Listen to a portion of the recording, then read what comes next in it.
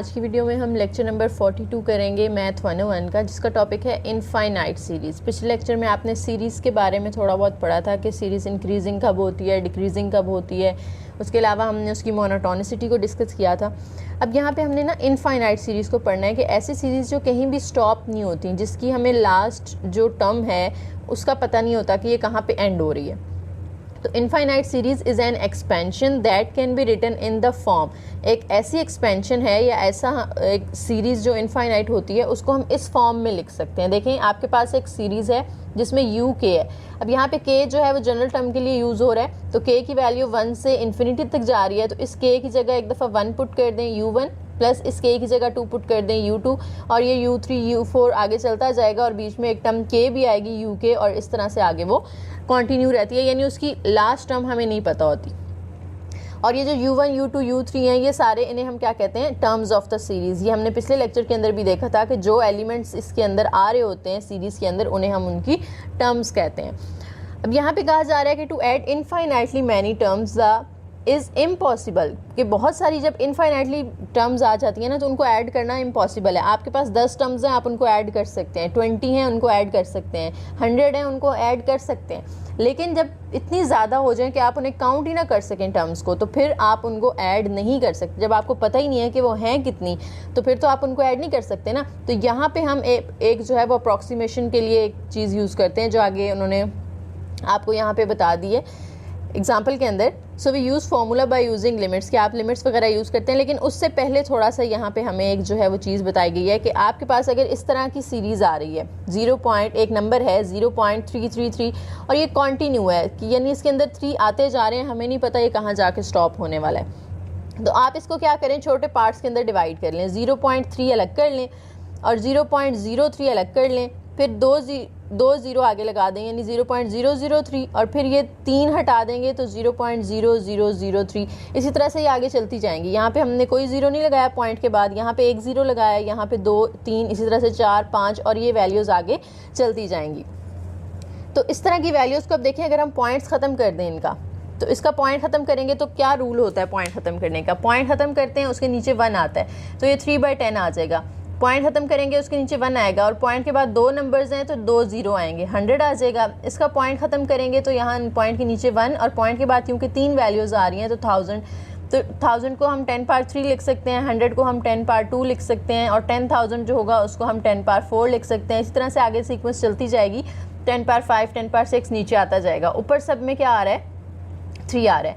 अब यहाँ पे हमने अगर सम फाइंड करना है, पार्शियल सम इसे हम कहते हैं, कि हम कुछ टर्म्स का सम फाइंड करना चाहते हैं। आप फर्स्ट टर्म देखें, S1 एक ही टर्म का सम आएगा इसके अंदर, जो कि 3/10 है, जिसको पॉइंट्स में हम 0.3 कहेंगे। S2 का मतलब है कि 2 टर्म्स का आपने सम लेना है, 3/10 प्लस 3/10 का स्क्वायर। तो इनको पॉइंट्स में कन्वर्ट करें, ऐड करें तो ये आ जाता है। इसी तरह से 3 टर्म्स का अगर आपने सम लेना है तो ये 1 2 3 लिखेंगे हम, इनको आप पॉइंट्स में कन्वर्ट करके इनको ऐड कर लें। इसी तरह से SN जो होगा उसके लिए हम क्या करेंगे, 3 था ना तो 3 तक गए हैं, S2 था तो हम पावर 2 तक गए हैं, SN है तो हमने पावर n तक जाना है, 10 power 1 2 3 and so on up to 10 power n। इसको आप कहते हैं क्वेश्चन नंबर 1। अब आप क्या करें, इसके साथ लिमिट अप्लाई कर दें, क्योंकि हमें n की वैल्यू तो नहीं पता ना, हमें n की वैल्यू यहाँ पे नहीं पता। ये इनफाइनाइट सीक्वेंस है या इनफाइनाइट सीरीज़ है। अच्छा, सीक्वेंस और सीरीज़ में भी आपने फ़र्क याद रखना है। जो सीक्वेंस होती है ना उसमें कॉमाज आ रहे होते हैं, जैसे 1, 2, 3, 4 इस तरह करके, और जो सीरीज़ होती है उसमें प्लस या माइनस आ रहा होता है। ठीक है, जो ऐड या सब्ट्रैक्ट करके लिखी होती हैं उन्हें हम कहते हैं सीरीज़, और जो कॉमाज के साथ होती हैं वो उसे हम कहते हैं सीक्वेंस। ये फ़र्क याद रखना आपने। अच्छा जी, तो यहाँ पे मैं कह रही थी कि हमने दोनों साइड्स पे क्या करना है, लिमिट अप्लाई कर देनी है, जिसमें n इन्फिनिटी को अप्रोच कर रहा है, क्योंकि इनफाइनाइट सीरीज़ है। इस साइड पे भी लिमिट लगा दें, इस साइड पे भी लिमिट लगा दें। अब आप क्या करें कि ये जो आपके पास ऊपर ये फर्स्ट इक्वेशन थी, इसको आप 10 के साथ डिवाइड कर दें, सबको, सारी टर्म्स को। इसको 10 के साथ डिवाइड करेंगे, 1/10 SN आ जाएगा। इसको 10 के साथ डिवाइड करेंगे, 3/10, पहले एक 10 है तो 10 का स्क्वायर आ जाएगा, प्लस यहाँ पे 3/10 का क्यूब आ जाएगा, प्लस 3/10 पावर 4, इस तरह से ये आगे चलती जाएगी। और यहाँ पे 10 पावर n है ना, तो इसको जब आप 10 से मल्टीप्लाई करेंगे ना तो इसकी पावर कुछ नहीं है तो 1 होगी। जब बेसिस सेम है तो पावर्स ऐड हो जाएंगी, n + 1 आ जाएगा। तो इक्वेशन 1 और 2 आ गई। अब आपने क्या करना है, सेकंड इक्वेशन और फर्स्ट इक्वेशन दोनों को माइनस कर देना है, ठीक है। फर्स्ट में से माइनस कर दें सेकंड वाली, तो वो Sn माइनस 1/10 Sn। कैसे? जो इसकी ये वाली लेफ़्ट हैंड साइड है और इसकी लेफ़्ट हैंड साइड है वो आपस में माइनस हो जाएंगी और राइट हैंड साइड्स आपस में माइनस हो जाएंगी। ये पहले की राइट हैंड साइड लिखी, माइनस लगा के दूसरी की जब लिखनी है तो अंदर सारे साइन चेंज हो जाएंगे, पहले प्लस के थे अब माइनस के हो जाएंगे। अब यहाँ पे आप देखें तो ये जो प्लस 3/10 का स्क्वायर है ये इस माइनस के साथ कैंसिल हो जाएगा, ये प्लस का है ये माइनस के साथ कैंसिल हो जाएगा, इसी तरह से ये प्लस का है ये माइनस के साथ कैंसिल हो जाएगा, इनके बीच में आने वाली सारी टर्म्स भी कैंसिल हो जाएंगी। सिर्फ क्या बचेगा हमारे पास 3/10 बचेगा और यहाँ पे माइनस 3/10 पावर n+1 बचेगा, ठीक है। तो अब देखें यहाँ से 3 कॉमन आ रहा है और नीचे 10 भी कॉमन आ रहा है। कैसे कॉमन आ रहा है कि ये पावर 2 पावर्स ऐड हो रही है ना, तो हम इसको अलग अलग कर सकते हैं। 10 की पावर n अलग कर लें, 10 की पावर 1 अलग कर लें। तो यहाँ से आपने जो 10 की पावर 1 है वो कॉमन ले लिया तो अंदर सिर्फ 10 पावर n रह गया और यहाँ पे इनका एलसीएम लें। एलसीएम इनका आ जाएगा जी 10 - 1 वो आ जाएगा 9/10 पावर n, ठीक है। अब यहाँ पे देखें तो ये जो इधर इनका भी एलसीएम ले लेना था हमने, Sn माइनस 1/10 Sn है, तो यहाँ से Sn आपने कॉमन ले लिया, अंदर यहाँ पे 1 - 1/10 बचेगा, उनका एलसीएम लेके हमारे पास 9/10 आता है। ये 9/10 दूसरी साइड पे शिफ्ट करेंगे तो 10/9 हो जाएगा, 3/10 ऑलरेडी है हमारे पास और ये जो ब्रैकेट है वो एज इट इज़। अब यहाँ पे 10 और 10 तो हो गया कैंसिल, 3 3 9 होता है तो 1/3 × 1 माइनस यहाँ पे इन्फिनिटी पुट कर दें n की लिमिट तो 1/∞ आ जाएगा जो कि 0 बन जाता है, तो 1/3 1 से मल्टीप्लाई होकर आंसर 1/3 आ जाएगा, ठीक है। ये तो थोड़ा सा था कॉम्प्लिकेटेड, थोड़ा सा लंबा मेथड था। अब मैं आप लोगों को ना ज़रा अपने तरीके से करवाती हूँ, बिल्कुल शॉर्ट सा मेथड और बहुत आसान है। देखें जी, हमें शुरू में जो सीक्वेंस नंबर दिया गया था वो ये था, ठीक है।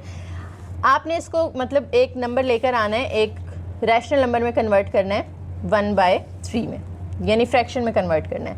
तो क्या करें, आप इसको लेट कर लें कि ये x के इक्वल है, फिर आप यहाँ पे कहें कि मल्टीप्लाई बोथ साइड्स बाय, देखें पॉइंट के बाद एक ही नंबर ऐसा है जो रिपीट होता जा रहा है, ठीक है। तो इसको आपने ना 10 से मल्टीप्लाई करना है। अगर पॉइंट के बाद 2 नंबर रिपीट हो रहे होते हैं 1 6 1 6 1 6 1 6, तो हमने इसको 100 से मल्टीप्लाई करना था, ठीक है। जितने नंबर रिपीट हो रहे होते हैं उतने 0 लगा देते हैं 1 के साथ। तो यहाँ पे तो सिर्फ एक नंबर है ना, तो हमने 10 से मल्टीप्लाई कर दिया। इस साइड पे 10 से मल्टीप्लाई करेंगे 10x आ जाएगा, इस साइड पे 10 से मल्टीप्लाई करेंगे तो पॉइंट एक नंबर आगे मूव कर जाएगा 3.333 और ये इस तरह से चलता जा रहा है। इसको कहते हैं क्वेश्चन 1 और इसको कहते हैं 2। अब आप क्या करें कि सेकेंड में से ना माइनस कर दें फर्स्ट इक्वेशन को। जब आप माइनस करेंगे लेफ्ट हैंड साइड्स आपस में माइनस हो जाएंगी और राइट हैंड साइड्स आपस में माइनस हो जाएंगी, -0.333 और ये इस तरह से चल रही है टर्म्स। 10 - 1 करेंगे तो 9x आ जाएगा। यहाँ पे इनको जब माइनस करेंगे ना तो सिर्फ 3 बचेगा, क्योंकि पॉइंट के बाद वाली वैल्यूज़ तो सेम है, वो सारी माइनस होकर 0 हो जाएंगी। अब x के साथ 9 मल्टीप्लाई हो रहा है, यहाँ आके डिवाइड होगा, कटिंग कर लें तो हमारे पास x की वैल्यू 1/3 आ गई, ठीक है। बिल्कुल देखिए शॉर्ट सा बहुत इजी सा मेथड है, तो आप ये भी अप्लाई कर सकते हैं, क्योंकि मेथड पे कोई रिस्ट्रिक्शन नहीं होती, आप अपनी मर्जी से जो भी मेथड अप्लाई करना चाहें कर सकते हैं, अनटिल आपको रिस्ट्रिक्शन लगाई ना जाए स्टेटमेंट के अंदर, ठीक है। जब तक स्टेटमेंट में कहा जाता है ना कि आपने इस मेथड से सॉल्व करना है, फिर आपको वही करना पड़ता है, उसी के मार्क्स मिलते हैं। अदरवाइज़ आप अपनी मर्जी से कोई भी मेथड यूज़ कर सकते हैं, ठीक है। तो ये मैंने आपके सामने कर दिया, सिर्फ आपने उसको लेट किया, 10 से मल्टीप्लाई किया, दोनों को माइनस करके, और आपने जल्दी से क्विकली, ये बहुत जल्दी आपका हो जाएगा, शॉर्ट सा क्वेश्चन है। अच्छा जी, डेफिनेशन है आगे एक, let Sn be a sequence of partial sums, कि आपके पास पार्शियल सम है। पार्शियल सम कैसे होते हैं, जैसे पीछे अभी हमने निकाले थे ना पार्शियल सम, यहाँ पे ये देखें S1 S2 S3, यानी कुछ टर्म्स आप बीच में से कुछ पार्ट उठा के उनका सम ले लें तो उसे हम कहते हैं पार्शियल सम। तो यहाँ पे कह रहे हैं कि अगर आप पार्शियल सम लेते हैं एक सीक्वेंस का, तो सीक्वेंस कन्वर्ज करती है S की तरफ, it is said to be convergent and sum is equal to this, कि अगर तो सीक्वेंस कन्वर्ज कर रही हो तो हम उसका सम फाइंड कर सकते हैं, ठीक है। और अगर सीक्वेंस डाइवर्ज कर रही हो तो फिर हम उसका सम फाइंड नहीं कर सकते। अगर सीक्वेंस कन्वर्ज कर रही है तो उसे हम कन्वर्जेंट सीक्वेंस कहते हैं और उसका सम फाइंड किया जा सकता है, क्योंकि हमने पिछले लेक्चर में भी देखा था वो एक वेल डिफाइंड आंसर आता है ना। इसी तरह से अगर एक सीक्वेंस है जो डाइवर्ज कर रही है तो इसका मतलब है हम उसे कहेंगे कि ये डाइवर्जेंट सीक्वेंस है और उसका कोई सम एग्जिस्ट नहीं करता। जैसे एग्जांपल देखें नीचे, determine whether the series converges और diverges, if converges find the sum. कि ये कन्वर्ज कर रही है या डाइवर्ज कर रही है, और अगर कन्वर्ज कर रही है तो इसका सम फाइंड करें। तो सीक्वेंस क्या है हमारे पास, 1 -1 +1 -1 +1 इस तरह से गिवन है। तो देखें जी, इसका पहले हम पार्शियल सम निकाल के देख लेते हैं। S1 निकालेंगे तो सिर्फ फर्स्ट टर्म का आएगा, यहाँ मैं आपके सामने ये रख देती हूँ। देखें जी, क्वेश्चन ये है हमारा, S1 जब हम निकालेंगे तो फर्स्ट टर्म का सम आएगा जो कि 1 है। S2 निकालेंगे तो ये 2 टर्म्स हमें लेनी पड़ेंगी, उनका सम 1 -1 0 आ जाएगा। S3 के लिए हमें 3 टर्म्स लेनी पड़ेंगी, वो 3 लिखी हमने, -1 +1 से कैंसिल होकर सिर्फ +1 आंसर आ जाएगा। S4 के लिए हमें 4 टर्म्स लेनी पड़ेंगी, तो ये चारों ही आपस में कैंसिल हो जाती हैं, तो आंसर अगेन 0 आ गया। इसी तरह से हम आगे चलते जाएंगे तो एक आंसर 1 आएगा, एक 0, फिर एक 1 एक 0, इस तरह से करके हमारा चलेगा। तो जो पार्शियल सम है ना उसकी सीरीज़ कुछ इस तरह से बनेगी, सीक्वेंस 1 0 1 0 1 0, यानी इस तरह से एक 1 आंसर आता जाएगा, एक 0 आता जाएगा। तो इसका मतलब है कि ये क्या है, एक डाइवर्जेंट सीक्वेंस है, क्योंकि ये किसी की तरफ कन्वर्ज नहीं हो रही ना, कभी आंसर 1 है, कभी 0, कभी 1 कभी 0। तो कन्वर्जेंट तो वो होती है जिसका एक वेल डिफाइंड आंसर आ रहा हो आपके पास, ठीक है। तो ये एक डाइवर्जेंट सीक्वेंस होगी, इसका मतलब है कि इसका कोई सम एग्जिस्ट नहीं करता। उसके बाद है जी ज्योमेट्रिक सीरीज किसे कहते हैं। Geometric series is one of the form a + AR + AR² plus up to ARK-1, ये इसकी केथ टर्म है। और ज्योमेट्रिक सीरीज़ आपको पता होना चाहिए क्या होती है, जिसमें ना आप सेकंड को फर्स्ट पे डिवाइड करें तो आंसर आपका सेम आना चाहिए। सेकंड को फर्स्ट पे डिवाइड करें, थर्ड को सेकंड पे डिवाइड करें, आंसर सेम हो। जैसे मैं आपको कहती हूँ कि हमारे पास है सीरीज़ 2 4, यहाँ पे आ जाता है जी 8, इसी तरह से हम कह देते हैं, इस तरह से मतलब आगे सीरीज़ चल रही हैं। तो आप देखें सेकंड को फर्स्ट पे डिवाइड करें 4/2, इसी तरह से इसको इस पे डिवाइड करें 8/4, तो इसका भी आंसर 2 आया, इसका भी आंसर 2 आया। तो दोनों की ये जो रेशियो है वो सेम आ रही है ना, इसका मतलब है ये एक ज्योमेट्रिक सीक्वेंस है, ठीक है। या अगर यहाँ पे प्लस के साइन होंगे तो हम कहेंगे कि ज्योमेट्रिक सीरीज़ है, और अगर कॉमर्स के साइन होंगे तो ज्योमेट्रिक सीक्वेंस है। तो बेसिकली ज्योमेट्रिक सीरीज़ क्या होती है कि जिसमें ना आप एक नंबर होता है आर, जैसे यहाँ पे आर हमारे पास 2 आ रहा है, रेशियो उसकी 2 आ रही है, तो पहले नंबर से आप उस रेशो को यानी 2 को मल्टीप्लाई करते हैं तो अगला नंबर आ जाता है, फिर उससे 2 को मल्टीप्लाई करेंगे उससे अगला नंबर आ जाएगा, उससे 2 को मल्टीप्लाई करेंगे तो उससे अगला नंबर आ जाएगा। इस तरह से ये चलती है ज्योमेट्रिक सीक्वेंस। तो यहाँ पे भी आपसे यही कहा जा रहा है कि अगर फर्स्ट नंबर ए है ना आपका, तो उसके साथ आपने आर मल्टीप्लाई कर देना है जो रेशो आ रही होगी। जैसे यहाँ पे हमारी रेशो 2 आ रही थी तो ए आर हो गया, ए आर के साथ दोबारा से आर मल्टीप्लाई कर दें तो AR² हो जाएगा, फिर आर मल्टीप्लाई करेंगे तो यहाँ पे AR³ आ जाएगा, और इस तरह से ये चलता जाता है ARK-1। K-1 का मतलब क्या है, सेकेंड टर्म थी तो उसकी पावर 1 थी, थर्ड टर्म है तो उसकी पावर 2 है, फोर्थ टर्म है तो उसकी पावर 3 है, तो केथ टर्म होगी तो उसकी पावर एक कम होगी ना, K-1। अच्छा जी, यहाँ पे कह रहे हैं कि each term is obtained by multiplying the previous one by a constant number r। हर अगली टर्म जो है वो कांस्टेंट नंबर r से मल्टीप्लाई करने के बाद आ रही है, and this number is called the ratio of the series. ये जो r हम मल्टीप्लाई कर रहे हैं ना, इसे हम क्या कहते हैं, रेशियो ऑफ द सीरीज़ कहते हैं। उसकी एग्जांपल नीचे देख लें, 1 + 2 + 4 + 6 + 8। तो आप क्या करें कि इनको 1 को उन्होंने 2 से मल्टीप्लाई किया ना तो 2 आया, 2 को 2 से मल्टीप्लाई किया तो 4 आ गया, ठीक है। इस तरह से आगे चलती जा रही है सीक्वेंस। और यहाँ पे भी देखें 1 + 1 + 1 + 1 + 1, तो ये सीरीज़ आगे जा रही है। अब यहाँ पे देखें ये भी क्या है, एक ज्योमेट्रिक सीरीज़ है, क्योंकि आप सेकंड को जब फर्स्ट पे डिवाइड करेंगे ना तो आंसर जो आ रहा है, थर्ड को सेकंड पे डिवाइड करेंगे तो भी वही आंसर आएगा, ठीक है। तो ये भी एक ज्योमेट्रिक सीक्वेंस है, सीरीज़ है, सॉरी, क्योंकि प्लस लगा हुआ है दरमियान में। तो यहाँ पे अब थ्योरम आ जाता है हमारे पास कि जो ज्योमेट्रिक सीरीज़ होती है ना वो कन्वर्ज कब करती है एंड डाइवर्ज कब करती है। तो ये आपने याद रखना इंपॉर्टेंट चीज़ है कि जो ज्योमेट्रिक सीरीज़ है वो क्या करती है, कन्वर्ज करती है अगर उसकी जो रेशियो है यानी जो r की वैल्यू है वो लेस देन 1 हो, और डाइवर्ज करती है अगर r की वैल्यू ग्रेटर देन 1 हो। और अगर वो कन्वर्ज कर रही है तो हम उसका सम फाइंड कर सकते हैं, अगर वो डाइवर्ज कर रही है तो हम उसका सम फाइंड नहीं कर सकते, ठीक है। और जब हम उसका सम फाइंड करते हैं तो सम का फॉर्मूला होता है S = A/1 - R। ये फॉर्मूला आपने याद रखना है।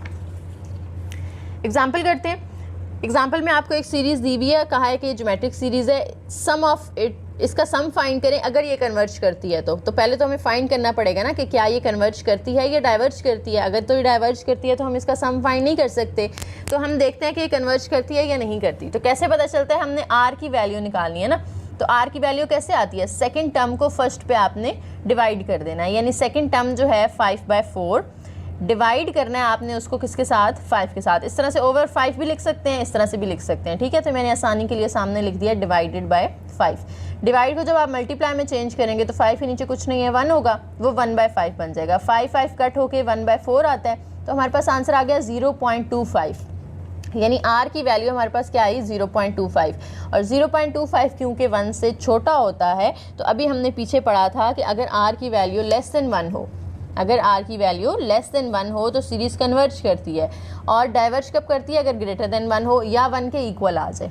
तो यहाँ पे तो छोटा आ रहा है ना 1 से हमारा आंसर, इसका मतलब है ये कन्वर्ज कर रही है। और जब सीक्वेंस कन्वर्ज करे तो हम उसका सम फाइंड कर सकते हैं by using formula a/1 - r।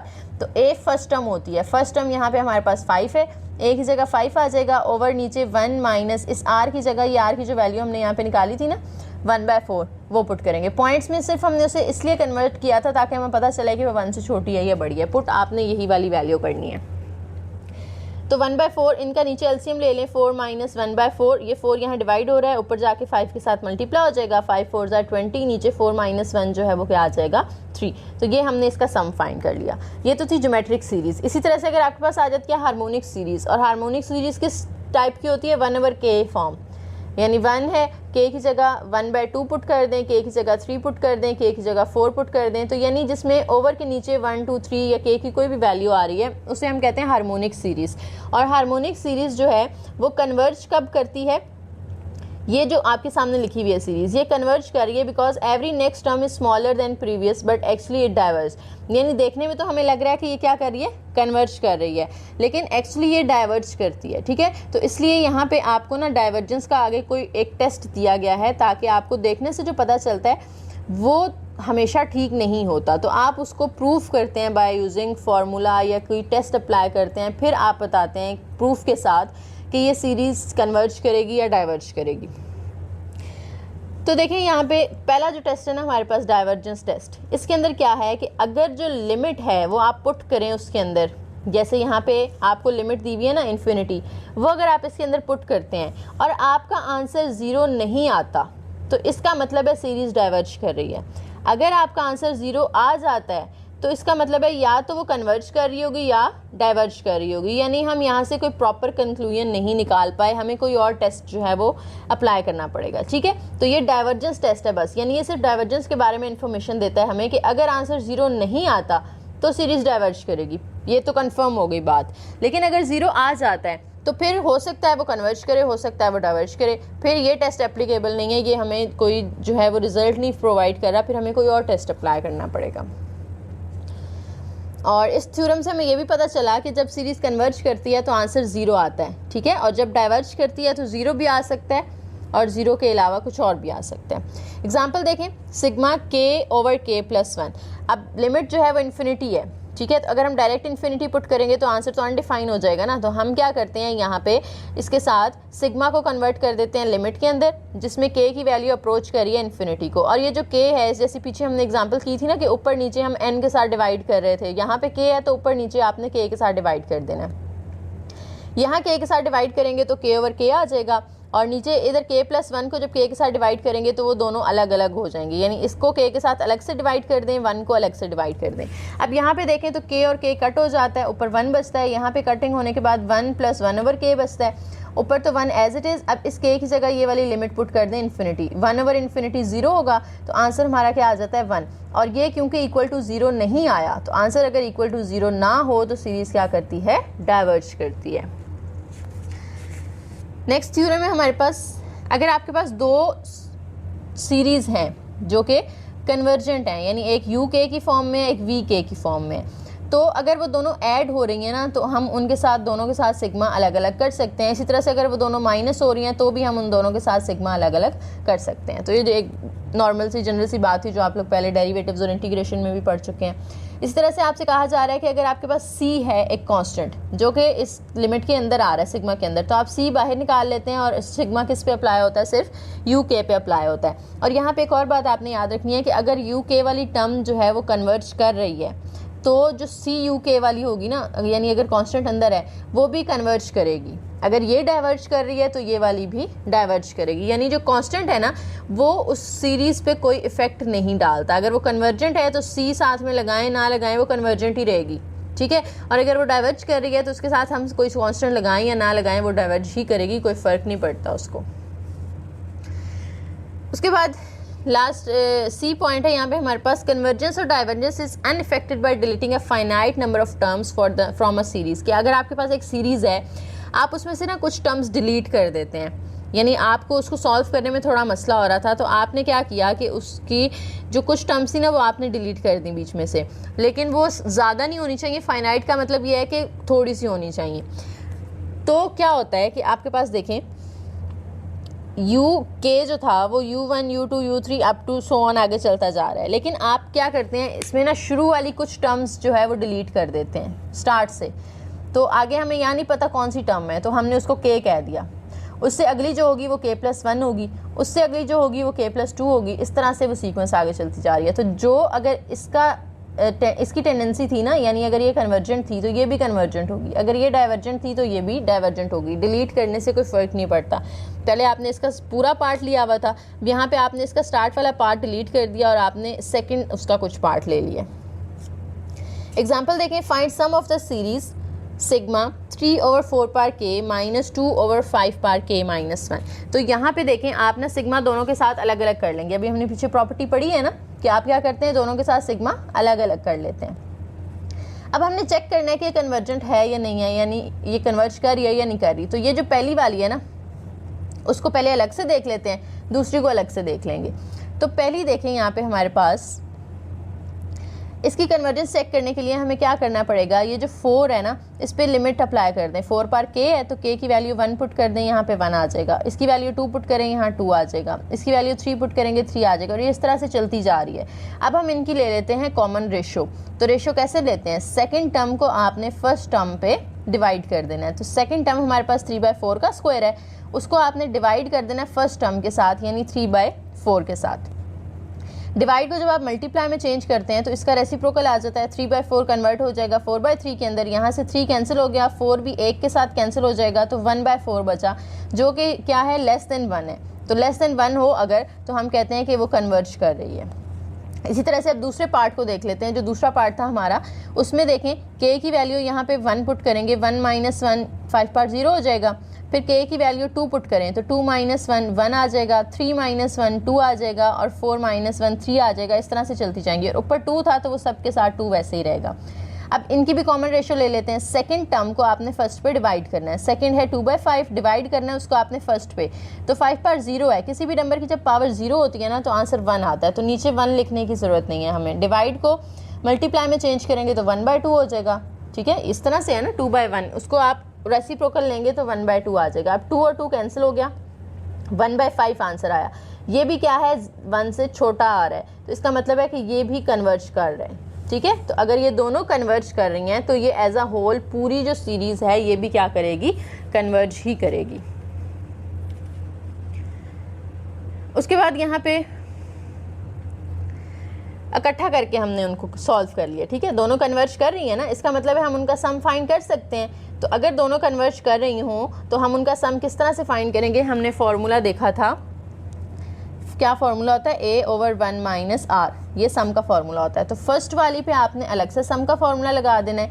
a क्या होगा, इसकी फर्स्ट टर्म। अभी हमने यहाँ पे इनको ओपन किया था ना, इसको ओपन किया था तो इसकी फर्स्ट टर्म क्या आ रही थी 3/4 और इसमें r की वैल्यू क्या आ रही थी 1/4। तो ऊपर हमने a की वैल्यू पुट की, नीचे 1 - r की वैल्यू पुट कर दी। माइनस लगा के अब सेकंड जो है हमारे पास उसको भी हमने फार्मूला लगाना है। तो इसमें हमारी जो फर्स्ट टर्म आ रही थी वो क्या थी 2/5 पार 0 का मतलब है 1, तो सिर्फ हम कह सकते हैं कि 2 है, ये हमारा a आ गया। और जो r है वो हमारा क्या आया था 1/5। तो ऊपर हमने 2a की वैल्यू लिख दी, ओवर 1 - r की जगह 1/5 लिख दिया। अब यहाँ पे 3/4 तो एज इट इज़, नीचे वाले का आप एलसीएम ले लें तो वो 4 - 1/3 आ जाएगा, ठीक है। और यहाँ पे 2 एज इट इज़, इनका एलसीएम ले लें 5 - 1/5। अब ये 3/4 एज इट इज़, ये ऊपर जाके मल्टीप्लाई होगा तो रेसिप्रोकल हो जाएगा, क्योंकि यहाँ तो डिवाइड हो रहा है ना। मल्टीप्लाई में करेंगे तो 4/1 4 - 1, तो 4 - 1 3 होता है, तो 4/3 आ जाएगा। 4 और 4 कट हो गया, 3 और 3 भी कट हो गया, तो यहाँ क्या रह गया 1। इस तरफ आ जाएं तो 5 ऊपर जाके 2 के साथ मल्टीप्लाई हो जाएगा, तो वो हो जाएगा 2 इंटू और 5 बाय नीचे यहाँ पे क्या आ जाएगा 4। अब 2 और 2 कट हो जाएगा तो 5/2 आंसर आ गया। इनका अब आप एलसीएम ले लें, 2 - 5 आंसर हमारे पास आ जाता है -3/2। तो ये हमने इन दोनों का सम फाइंड कर लिया। अच्छा जी, इसके बाद डाइवर्जेंस टेस्ट तो हमने देख लिया। अब हमारे पास यहाँ पे एक और टेस्ट आता है जिसे हम कहते हैं इंटीग्रल टेस्ट। इंटीग्रल टेस्ट क्या होता है कि आपके पास अगर एक सीक्वेंस है यू के और सीरीज़ है सॉरी विद पॉजिटिव टर्म्स, और उसके अंदर एक फंक्शन एफ ऑफ एक्स अगर हम डिफ़ाइन कर सकते हैं इस तरह से कि आप के की सारी वैल्यूज़ को ना एक्स के साथ रिप्लेस कर दें। ठीक है, जैसे यहाँ पे देखें आपको एक यू के की फॉर्म में दिया हुआ है फंक्शन, तो आप उस के की वैल्यू को एक्स के फंक्शन के साथ रिप्लेस कर दें, और जो इस सिग्मा है उसको आप इंटीग्रेशन में चेंज कर दें। लिमिट्स जो है 1 से इन्फिनिटी तक हैं, तो 1 की जगह आप अल्फ़ा लिख दें क्योंकि कोई भी वैल्यू हो सकती है, और ऊपर वाली वैल्यू इन्फिनिटी है, और इंटीग्रेशन जब भी आती है साथ में dx आता है, और इंटरवल भी हमने यहाँ पे बता दिया a से इन्फिनिटी तक। अब यहाँ पे वो कह रहे हैं कि अगर ये कन्वर्ज करेगा ना तो इंटीग्रल भी कन्वर्ज करेगा, अगर ये सीरीज़ डाइवर्ज कर रही है तो उसका इंटीग्रल भी डाइवर्ज करेगा, दोनों का सेम बिहेवियर होता है। इंटीग्रल जो है वो रिप्रेजेंट करता है कॉन्टिन्यूस फिनोमेना को, एंड समेशन जो है वो रिप्रेजेंट करता है डिस्क्रीट वन को, डिस्क्रीट फिनोमेना को। यानी कॉन्टिन्यूस और डिस्क्रीट होता क्या है बेसिकली? कॉन्टिन्यूस वो है जिसको आप देखें ना, अगर आप उसका ग्राफ ड्रॉ कर रहे हैं तो आपको कहीं पे पेन उठाना नहीं पड़ रहा, इसका मतलब है कि वो ब्रेक नहीं हो रहा, कॉन्टिन्यूस है। डिस्क्रीट का मतलब इसके ऑपोजिट आ जाता है कि जिसमें ना कुछ ब्रेक्स आ जाते हैं। तो डिस्क्रीट समेशन जो है वो डिस्क्रीट डाटा को शो करता है, जबकि इंटीग्रल जो है वो कॉन्टिन्यूस फिनोमेना को शो करता है। एक और एग्जांपल है यहाँ पे इंटीग्रल टेस्ट से रिलेटेड कि आपने ये नीचे जो सीरीज़ दी हुई है, आपने बताना है कि ये कन्वर्ज कर रही है या डाइवर्ज कर रही है, और क्या कौन सा टेस्ट यूज़ करना है? इंटीग्रल टेस्ट यूज़ करना है। तो इंटीग्रल टेस्ट में फर्स्ट स्टेप क्या होता है? आपने के की वैल्यूज़ को एक्स के साथ रिप्लेस कर देना है। तो ये जो 1/k आ रहा है ये 1/x बन जाएगा, और इसको हम कह देंगे कि एफ ऑफ एक्स की वैल्यू है। अब जो समेशन है उसको हम इंटीग्रल के इक्वल लिख सकते हैं, और यहाँ पे a की वैल्यू जो है वो 1 है और ऊपर इन्फिनिटी है, तो 1 से इन्फिनिटी साथ में 1/x। अब लेक्चर नंबर 39 के अंदर हमने पढ़ा था कि क्या होता है अगर इन्फिनिटी आ रहा हो ऊपर, तो हम क्या करते हैं उसको साथ में लिमिट l अप्रोच करवाते हैं और इस इन्फिनिटी की जगह l लिख देते हैं, साथ में जो फंक्शन है वो तो वैसे ही आ जाएगा। अब 1/x की जो इंटीग्रेशन होती है ना वो होती है log x, और लिमिट्स 12 से l तक आ गई। अब इस x की जगह आपने अपर लिमिट l पुट की, माइनस लगा के इस x की जगह लोअर लिमिट 1 पुट करें। log 1 तो 0 हो जाता है, l की जगह इसकी ये लिमिट पुट करेंगे हम इन्फिनिटी, तो log इन्फिनिटी, तो आंसर हमारा इन्फिनिटी ही आएगा। जब आंसर हमारा इन्फिनिटी आ रहा है ना तो इसका मतलब है कि हमारा जो इंटीग्रल है वो क्या कर रहा है? डाइवर्ज कर रहा है। अगर इंटीग्रल डाइवर्ज कर रहा है तो सीरीज़ भी डाइवर्ज करेगी। हमने अभी पीछे पढ़ा था जो बिहेवियर इंटीग्रल का होता है वही सीरीज़ का होता है। ठीक है, तो ये तो आपको पता है ना कि अगर वेल डिफाइंड आंसर ना आ रहा हो तो जो है वो डाइवर्जेंस वहाँ पे बिहेवियर हो रहा होता है। उसके बाद आ जाती हैं G P series. P series क्या होती हैं? पी सीरीज़ और हाइपरमोनिक सीरीज़ दोनों एक ही के नाम है। पी सीरीज़ भी कह सकते हैं इसको, हाइपर हार्मोनिक सीरीज़ भी कह सकते हैं। Is an infinite series of the form, यहाँ पे आप देखें नीचे आपको नज़र आ रहा है 1 + 1/2 1/3 1/2 1/3 सब में सेम है, लेकिन ना पावर चेंज हो रही है। यहाँ पे k की पावर p है, ठीक है, तो सबकी पावर में p आ रहा है। अगर p की वैल्यू 1 हो जाए, यहाँ 1 आ जाएगा, यहाँ भी 1 आ जाएगा, यहाँ भी 1 आ जाएगा, तो ये इस तरह की फॉर्म बन जाती है। अगर p की वैल्यू 1/2 हो जाए तो इस p की जगह 1/2 आएगा। पावर 1/2 होने का मतलब क्या है कि वो अंडर रूट है, ठीक है, तो उसको हमने अंडर रूट में लिख दिया। इधर भी p की जगह पे 2 की पावर में 1/2 आएगा तो उसको आप अंडर रूट में लिख देंगे, इसको भी आप अंडर रूट में लिख दिया। तो ये इस तरह की जो सीक्वेंस होती है ना, इस तरह की जो सीरीज़ होती हैं उन्हें हम कहते हैं पी सीरीज़ के, जिसमें पावर जो है वो सेम होती है सबकी। इधर सबकी पावर 1/2 है, इधर सबकी पावर 1 है, इधर सबकी पावर p है। तो ऐसी सीरीज़ जिसके अंदर पावर सेम हो उसे हम क्या कहते हैं? पी सीरीज़ कहते हैं। अब पी सीरीज़ जो है वो कब कन्वर्ज करती हैं और कब डाइवर्ज करती हैं, उसके लिए भी हमारे पास एक टेस्ट होता है कि आपके पास अगर पी सीरीज़ है ये कन्वर्ज कब करेगी? अगर पी की वैल्यू 1 से बड़ी है, और डाइवर्ज कब करेगी? अगर पी की वैल्यू 0 से 1 के दरमियान है, ठीक है। 1 से बड़ी होगी तो कन्वर्ज करेगी, और अगर 1 के इक्वल हो या 0 से 1 के दरमियान कोई भी नंबर हो तो फिर वो सीरीज़ क्या करती है? डाइवर्ज करती है। जैसे नीचे एग्जाम्पल देखें, इसके अंदर जो हमें ये मैंने p लिख दिया है, यहाँ पे 2 है, सॉरी, इसको नोट्स में भी करेक्ट कर लीजिएगा। तो देखें हमारे पास नीचे तो सेम नंबर आ रहे हैं, इनकी पावर भी सेम आ रही है ना, 3 यहाँ पे भी क्यूब रूट है, यहाँ पे भी क्यूब रूट है। क्यूब रूट का मतलब क्या होता है कि पावर 1/3 है, तो हम यहाँ पे कहते हैं कि जो पावर है वो क्या आ रही है 1/3, और 1/3 का जब आप पॉइंट्स में आंसर निकालते हैं ना तो वो 0.333 इस तरह से आता है, और 0 पॉइंट समथिंग है तो इसका मतलब है वो लेस देन 1 है। और जब p की वैल्यू लेस देन 1 हो, ठीक है, तो सीरीज़ क्या कर रही होती है, डाइवर्ज कर रही होती है। तो यहाँ से बस आपने ये याद रखना है कि p की वैल्यू अगर 1 से बड़ी होगी तो कन्वर्जेंट सीरीज़ होगी, और अगर p की वैल्यू 1 से छोटी हो जाती है तो क्या कहलाती है, वो डाइवर्जेंट सीरीज़ कहलाती है।